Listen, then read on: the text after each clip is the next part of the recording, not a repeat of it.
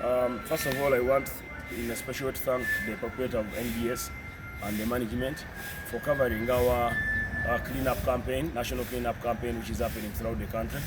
I want to thank all the leaders, the political leaders, the Prime Minister, the Vice President, the President, His Excellence, the CDF, and my chairman of PLU, General Kene Rugaba, our supporters of NRM and PLU, and all the other people, particularly Ugandans who are participating in this campaign.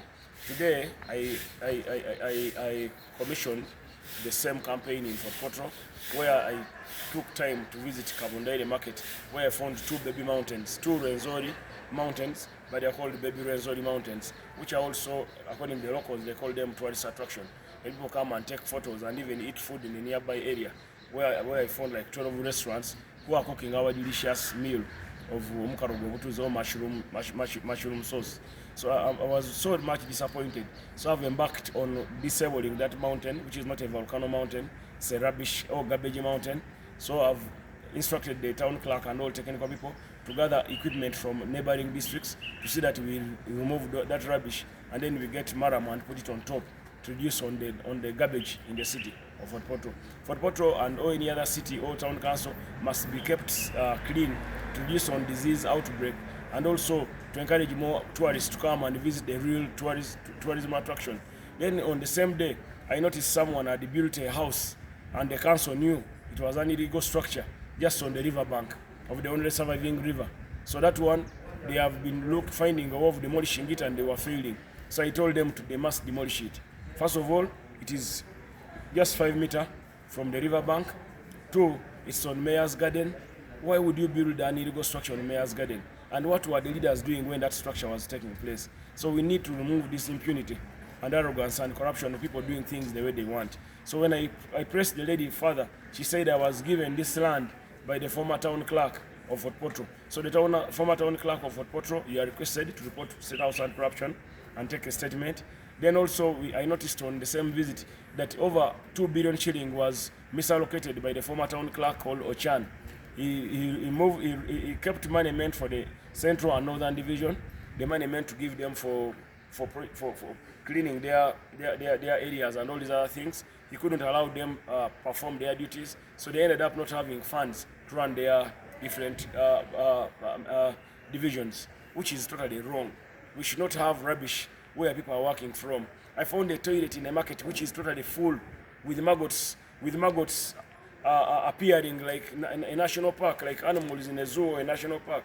Who wants to have a city of that kind and we call it a tourism city? A tourism city should attract the tourists, not in a negative way. We should not have baby rubbish Rwenzori mountain in the middle of a beautiful city. And mind you, these mountains are next, all the 2-3 mountains are next, just 100 meters away from Fort Potro city headquarters. Do we have leaders in these regions?